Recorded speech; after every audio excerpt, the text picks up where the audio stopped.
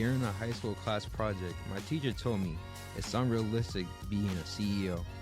It's been my dream to be a CEO since I was 10. So I told her, it is realistic. Follow me on my journey to learn what it takes to become a CEO.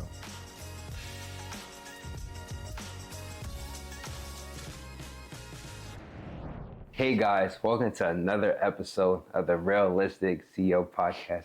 Today I'm here with Tracey. How are you doing today, Tracey? I'm good. I'm so happy to be here with you. Thank you for having me. Thank you for allowing me to come here and interview you today. The first question I want to ask you is, can you tell us a little bit about the Wicked Good Cupcakes and how you came up with that idea? Sure. Wicked Good Cupcakes was a business that I started with my youngest daughter, Danielle. And it was like an accidental business because we really didn't mean to start a company. What I was trying to do was to help my daughter find something that she was interested in. She had gone to college and she hated what she was doing, and she literally dropped out with one class left to graduate, which was heartbreaking. I didn't have the chance to go to college. My dad wouldn't send me because I was a girl. So it was important for me that if my children wanted to go to school, that they have the opportunity to go. And it just wasn't right for her. So we tried a number of different things. And finally, I asked her to take a cake decorating class with me. And so we did. And actually, this was in 2010. And we started posting on Facebook what we were doing. And people, like friends and family who were local, asked us to either bake cupcakes or make cakes for them. And we were a little bit surprised. We did that and it was fun, and we were working out of our home kitchen. But then somehow we started to get some corporate orders. And so imagine we're in our kitchen, we're baking, but we only have one wall oven, so we can only bake a dozen cupcakes at a time, which was really a nightmare when people are ordering 500 for an event. So we had to make the decision, okay, are we going to just keep this a hobby, rein it in, not do any of the corporate stuff, or are we going to actually try to make a legitimate business from this? And so we decided that, yep, we're going to make it a business. Neither of us had any experience in the food industry. I, at the time, was in my late 40s. We were working out of our kitchen. We had no money. So what we had to do was overcome these roadblocks, if you will. And my ex-husband at the time told us that he would give us $30,000, but that was it. It was a loan, and that was it. There was going to be no more money. So sink or swim. So we found a space, we built it out ourselves, and we started our journey, if you will, into opening a cupcake shop. So we did that, and it's really funny. We opened the shop in 2011, October 2011, and my ex-husband's company built us a website. So people found us and they started to ask us to ship cupcakes as gifts. But how do you ship a cupcake? They're perishable, they're fragile, and people are spending good money to send this as a gift, and they're putting their faith in you. They're blindly ordering, hoping that the product will get to the recipient in good shape. So I started ordering from cupcake shops around the country to see how exactly the product was arriving. And I have to tell you, I was not impressed. Either the packaging was smashed or the cake was stale, and it just looked horrible. And I couldn't take someone's money in good conscience and then send something that was going to arrive looking awful. We put a pause on shipping product. Fast forward, my ex-husband was watching television one night while he was working, and the Food Network was on. And there was a woman on there who was canning. Excuse me. So she's canning, she's using mason jars, and he actually came up with the idea of layering cake frostings, fillings in the mason jar, which at first I thought was a really stupid idea. But we decided to give it a try. And what we did was, for proof of concept in a very limited scale, we contacted 5 family members across the country and said, we're going to send you something. We're not telling you what it is. And we want you to tell us how it arrived, what it looked like, take pictures. Did you like it? Would you send it as a gift? And so that's what we did. And they all loved it, thought it was a great idea. So that was like on a very small scale, proof of concept for the idea. Our goal was to pay our rent with these cupcake jars. Our rent at the time was $3,000 a month. And so we wanted to sell enough of this just to pay the rent for the cupcake shop. So fast forward to December. A student from Salem State had a communications professor, and he wanted to send 2 jars to her as a gift. And I remember this because I hand wrote the card from him to her. Again, I'm getting long-winded, but she took the 2 jars. She was going to Nevada for Christmas. She went through Logan Airport. She went through the TSA, said, oh my God, those look delicious. So she took them, ate one on the way there, and saved the other one for the way home. When she got to McCarran Airport in Nevada, the TSA stopped her and said, we can't let you through with that. And she said, why not? It's a cupcake. And he said, the frosting constitutes a gelatinous substance which could be bomb-making material. So he confiscated the jar. She, thankfully, was a communications professor and had a book that she wanted to promote. So she took a picture of him and she posted a story on a website called Boing Boing, and the story went viral. So now we're being interviewed from countries like France and England and Fox News, and everyone is like converging on us because Danielle and I were actually named a national security threat. So imagine, like, here we are, no news is bad news, right? We're on the news and we're getting all this exposure, and boom, we have sales. At that time, Shark Tank had been on television for 3 years, and I was a huge fan of the show. Never had really an idea to go on until now. So I said to my daughter, I'm going to apply. People are now seeing this all over the country. Someone else is going to start doing this, and I guarantee you they'll try to go on the show. So I applied. The next day, I had a call from casting. We went through the process, and in 2013, our episode aired on season 4 of Shark Tank, and it was insane. And that really was the kickoff for our business. We grew and grew, and then we were acquired by Hickory Farms, who we had done a promotion with. They knew us, they loved us, they were looking to add desserts to their offerings, so it worked out perfectly. They were the only people we talked to when we were ready to sell, and it worked out great. And that's my story. It was a little long-winded, I'm sorry, but it's interesting how things progress and how your business can grow. And we had so many amazing things happen. We did tons of television, had a lot of press. It was really a lot of fun. Now, let's go back. Can you tell us a little bit about your journey? How you got to where you are, like today, like even including like before you started your business till today. Can you tell us a little bit about your journey? Sure. So as I mentioned, I wanted to go to college, and my dad was not going to send me. He said to me, you're a girl, you're going to get married. When you get out of high school, you're going to have kids, you're going to have a family, you'll just get a job. And I was crushed. I really wanted to have a career. And I wanted to be a dance major.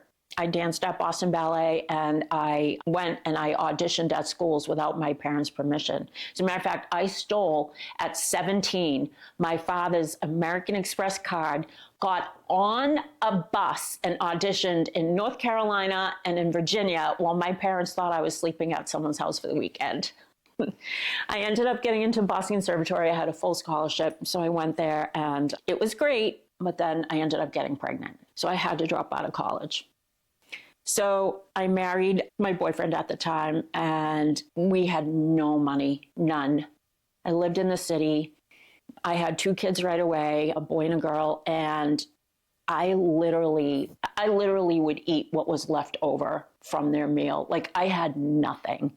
They slept, they didn't even have a bedroom or a bed. They slept on a quilt that I folded up and put next to the couch. I'd sleep on the couch next to them, and that's where they would sleep.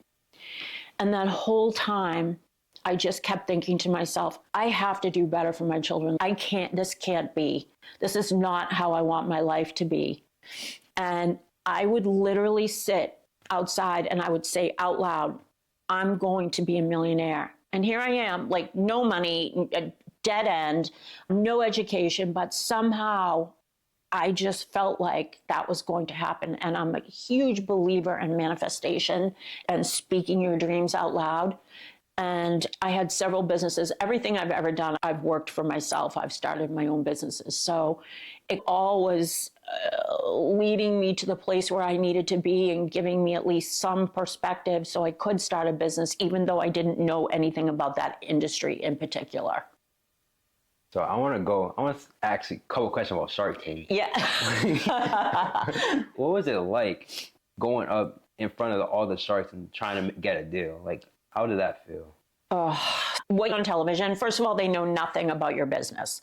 Absolutely not a thing. So it's not staged in any way. When you go and you stand in front of them, we were in front of them for an hour. It gets edited down to 6 to 8 minutes. And it was exhausting mentally, and it was nerve-wracking, especially with food. They don't lie. If they didn't like it, they're going to spit it out in their hand or spit it out in a napkin and say, this is awful, in front of their viewership at the time was 8 to 10 million people. They're going to say that, and they're going to kill your business. So that part of it was really nerve-wracking. The other thing was I talked to my daughter and I said to her, no matter what happens, we have to be a class act. We have to say thank you, and we have to be upbeat. Because again, 8 to 10 million people are watching, and I didn't want us to come across as arrogant or some of the other things some entrepreneurs tend to look like. Because first of all, they'll eviscerate you if you act that way. And secondly, it's just not cool. On our episode, we obviously got a deal. We got a deal with Kevin, but he was the last one remaining. So it was very tense and very nerve-wracking till he finally made an offer. And I accepted the first royalty deal on the show. And I caught a lot of heat for that. Like, Twitter lit up, and especially men were saying how stupid I was and that I should just stay in the kitchen and leave the business to the men. And in actuality, if they had known what the hell they were talking about, they would have understood how beneficial a royalty deal is for a business. First of all, we kept all our equity. Secondly, we kept Kevin motivated. Kevin made money every time a cupcake jar sold. So I would pitch him an idea to get on a TV show. He would do his thing. He would get us on that TV show. Sales would do this. He would make money. Our business grew. If you are making money, royalty deals are the best deal that you can take. For an investor, taking equity is great, sure, but what if that company never gets to an acquisition point? You're not ever going to see your return. So to all of y'all who said how stupid I was, wrong. So going after the show and you take the deal and you're going on social media and you're seeing what all these people are saying about you, how were you able to just ignore that and still realize that your decision was better and it made sense to you? So that's a really great question. So there are two parts to that. One, I'm a mother, and people are attacking my daughter because she had tattoos and because she didn't understand what perpetuity meant. And that was really difficult because I wanted to rip their throats out. I had a great staff working with me, and they just forbid me to look at social media. They answered any questions that had to be answered. But as far as I had to stop looking, because to what end? What was it going to gain me? It was only going to make me feel bad and upset me. And it's not a productive way to grow a business. We did a great thing. We helped our business grow, and there's a lot of jealousy and uneducated people out there. They're really brave when you're not face to face with them. They'll say whatever they want. You just have to learn to let it go and just not look. What is perpetuity? So perpetuity, that was the deal that Kevin made. He wanted to receive his royalty in perpetuity, which just basically means forever. So we had a business agreement that was going to remain forever. And what we did was, I think we were very good partners because initially we just had cupcake jars. But as we grew, we had pie jars and cheesecake jars, and we had all these things, and we cut Kevin into that as well. So he made money on all the product that we offered. And again, it kept him interested, happy, and willing to promote us. So when I watched your episode, and one of the things that the shark talked about is the profit margins, and because of how expensive the jars were. Right. Yeah, and for me, I'm trying to figure out how to package my deals with the books when I'm selling to the businesses.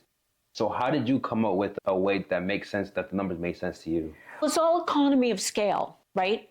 The more you can afford to buy, the less your cost is.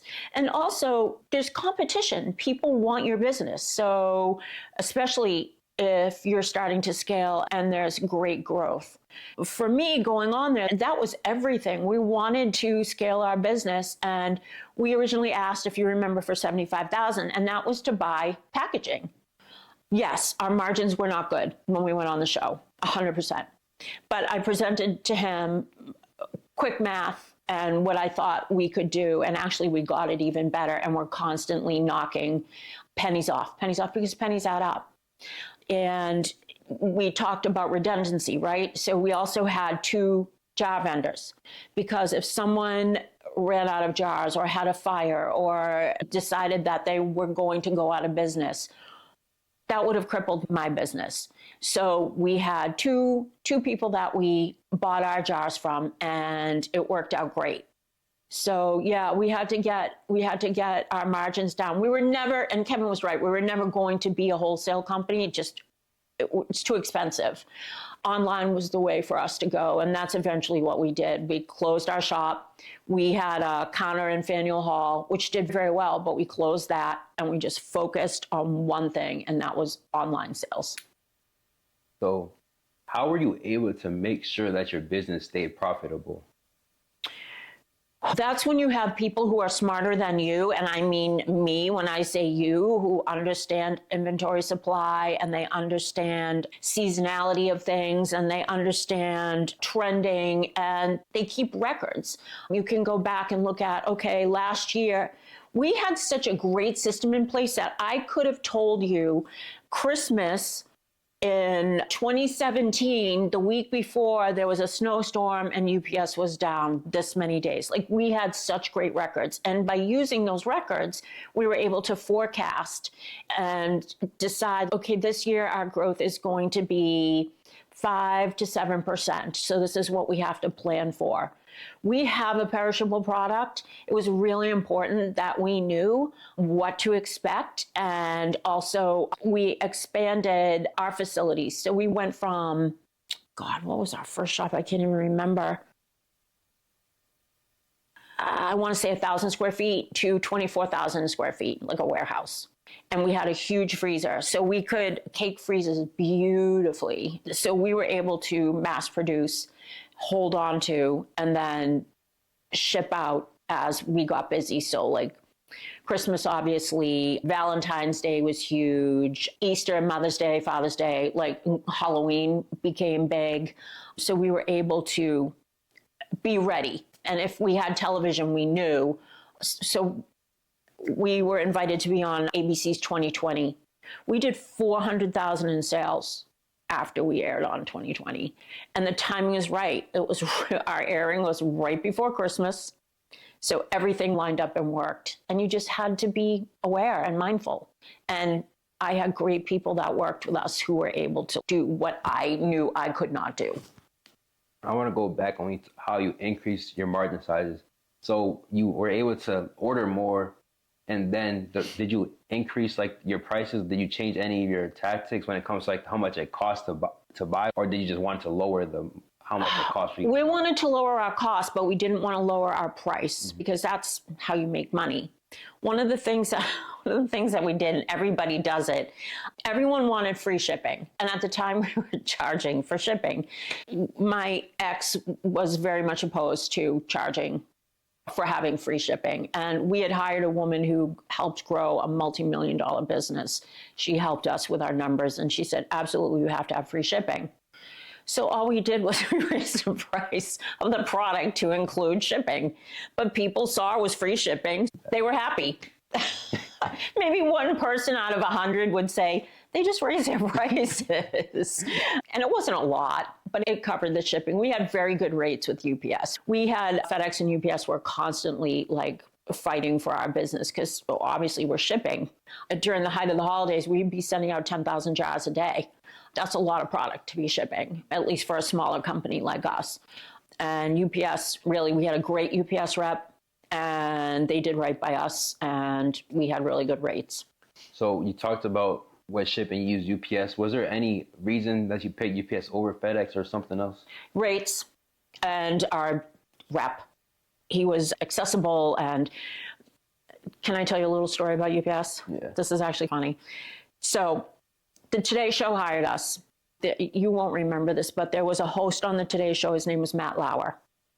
And they were celebrating Matt's anniversary. And what they wanted to do was they wanted to send jars to all the NBC affiliates in the country. So we take the order, we get everything set, we ship it out. The very next day, Matt Lauer is fired for sexual inappropriate behavior that women were reporting. Matt was gone. The woman who ordered the jars called us up, freaking out because now she's going to lose her job. Because all of this expense, these jars are going out, they're celebrating this man who has been fired. We had to work with our rep, and we called back from the trucks every single jar that was sent and rerouted it to 30 Rock, which is where NBC is headquartered in New York City. So if we didn't have such a great UPS rep who worked like a son of a gun to round all of this product back up and get it so this poor woman wouldn't lose her job, if that wasn't testimony enough to the person we were working with and the power that we had with our vendor, you more or less audition people. People come in, they tell you what they can do, you give them a try if you think it's going to work. If not, someone else wants your business. So we did probably almost $2 million a year in shipping with UPS. That's what we paid them. Certainly not the biggest company they work with, but enough, sizable enough. So what was it like when you sold your business? What was your thought process and why did you sell it? Oh, so I have to say it was time. My ex-husband and I were not getting along, and working together and all of that was becoming a drain. When we sold during the pandemic, and honestly, it was the right time because during the pandemic, we had our best sales years ever. So here we are with great sales on the books. We were trying to decide if we were going to work with a broker or not to sell the business. And we just so happened to reach out to Hickory Farms and said, hey, we're thinking of selling. Let us know if you're interested. And bam, they got right back to us. So really, it was timing is everything. For me, it was a little bit of a relief because it was tiring and I felt like I had done everything I could do. Again, my ex and I weren't getting along. I wanted to do more product development. He was done. He didn't want to do anything new. I felt stale. I felt like I wasn't working or contributing anymore. So basically on that end of it, it made sense for me. What was really hard for me was when Hickory Farms took over and changed the logo. Because now here's my baby and everything that we had worked to build, this brand identity, they're now changing, which they had every right to do. They own the company, they own the collateral. But it was just hard to see someone else doing that. So it was a little bit bittersweet, I have to say. What was like your favorite moments working at that business? My favorite moments were all the things I did with my daughter, because we had opportunities to be on TV shows, to travel, to meet people, to do all these things together that, at least for me as a mother, produced the most amazing memories. And we still talk about some of the things. We've had a lot of fun, and we got to know a lot more about each other and learn about each other in a different way had we not had a business together. That being said, I learned a valuable lesson from my daughter, in that I was so type A and so like work business 24/7. Go on vacation, go to Europe, you're up in the morning, you're doing work before anyone's up here in the States so you can get your work done so you can go and enjoy your vacation. She, when she would leave work, wanted to leave work. And she wanted me to be mom. And I was just like, Tracey, business partner. So one day she came in my office and she shut the door and she said, I'm going to quit. And I'm going to quit if you don't stop working when we're together outside of Wicked Good. She said, I need you to be mom. I need a mom. And that really was very eye-opening and made me really sad. So I apologized to her. And if we were together outside of work and I had a question to ask her about business, I would have to preface it by saying, I have a business question. It's just one question. Can I ask you that question right now? Because I needed to know. And she'd say, yes. So I'd ask her the question, she'd answer it, and then I would go back to being mom. What was like the hardest obstacle that you guys had to overcome with that business? In the very beginning, the learning curve was huge and it was exhausting. We were working like 15-hour days. I'm not even kidding. Like, I fell asleep driving home more than I could ever tell you. It was tough. I quit my first day that we opened our cupcake shop because we had a line down the street and we literally sold out and I was exhausted. 2 p.m, I went out back, sat down on the curb and cried. I wanted to quit. I was saying to myself, what did I do? So I think those were the hardest things to get past. She was young. All her friends abandoned her because she had no money. We didn't pay ourselves for the first year and a half we worked. And then when we did pay ourselves, we paid ourselves $50 a week, which after taxes came out to $30. She could tell you exactly. It was really funny. She knew. So she had no money. She had to move back home and lost her friends. So think about it. As a 22-year-old, that's really tough. But she did it and she stuck with it. And as a reward, she became a millionaire. What was it like being able to go and barely your first year and a half, you said you didn't pay yourself, to being able to say that you're a millionaire off of that business? How does that make you feel? I felt really proud, but my regret is I didn't take time during that whole journey to take a step back and look at what we had done. I felt like if I took a step back, someone was going to zoom right past me. So I never appreciated what we had achieved. And that was a mistake. That was wrong. I would build her up and tell her she was doing a great job. She's a really hard worker. And I would try to make her see that. But for myself, even now, like, I feel like that's past, it's done. I still have something left to do. I still have one big thing to do. And when you're that type of personality, it can be tough. You don't take the time to recognize accomplishments. So now after you sold your business and you talked about you have more to do, what are some things that you like to do now? I'm a huge fan of public speaking. I've done a lot of it. I love it. Love to travel, love to meet people, love to talk.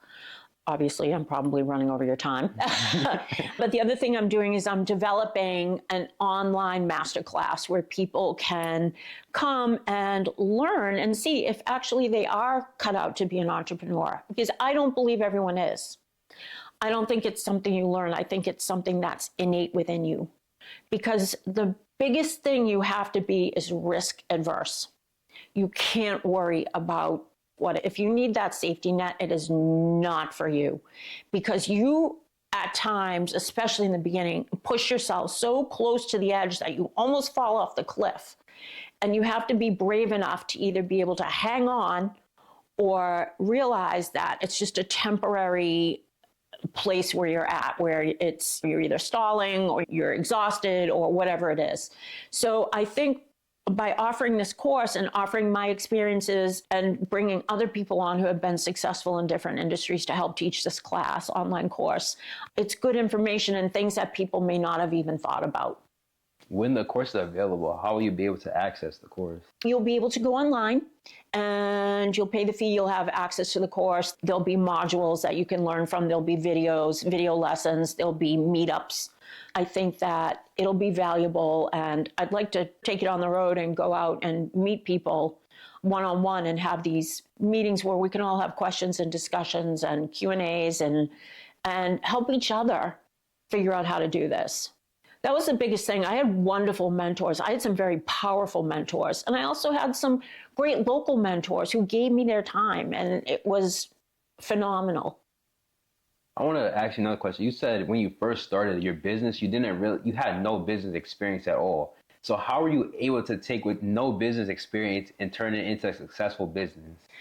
So I had a little bit of business experience, but not that industry in particular, right? The food industry. And the first time I met with my Cisco rep, they sell you your foodstuffs, right?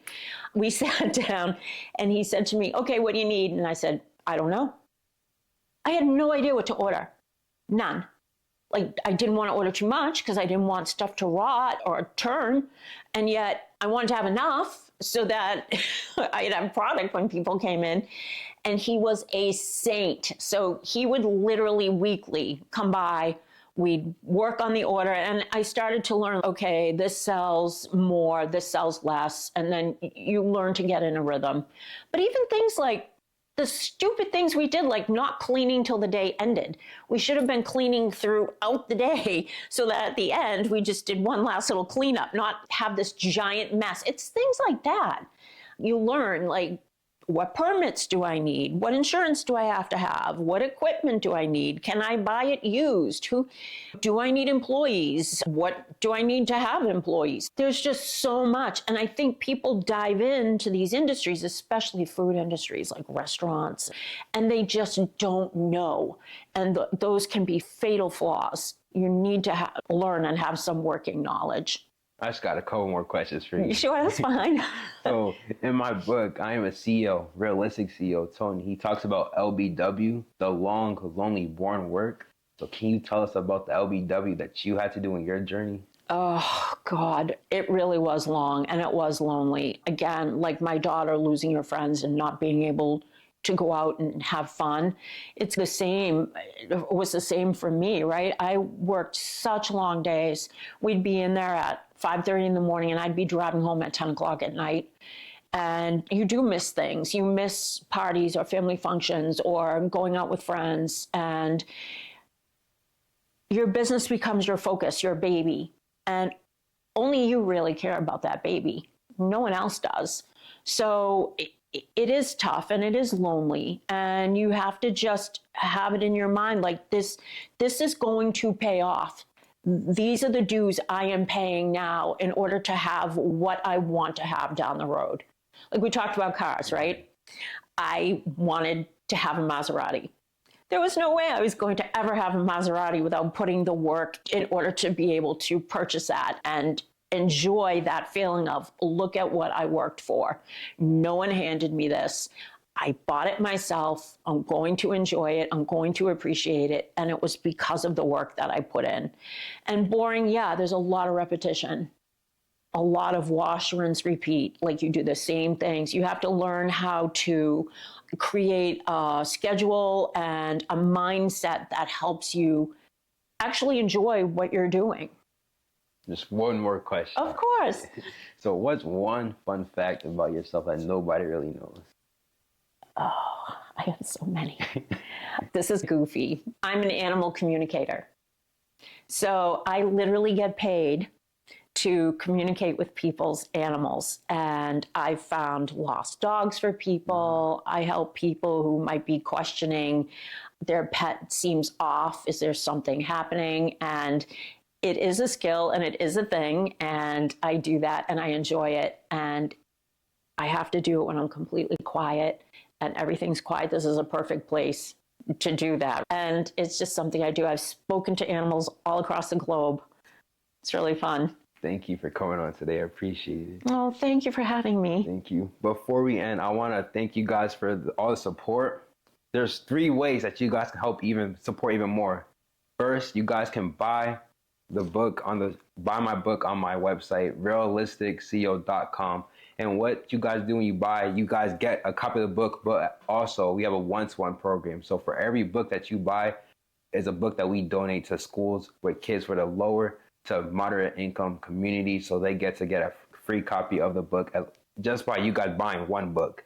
Another thing you guys can do is you guys can buy the shirts, the merch on the store as well. The shirt that I wear in every single episode is on the website as well. And the last thing you guys can do is by donating. And like I said, with the one-to-one program, every book that you guys donate, there's also a book that we donate as well. Thank you guys for watching this episode of the Realistic CEO podcast. See you in the next one. Peace.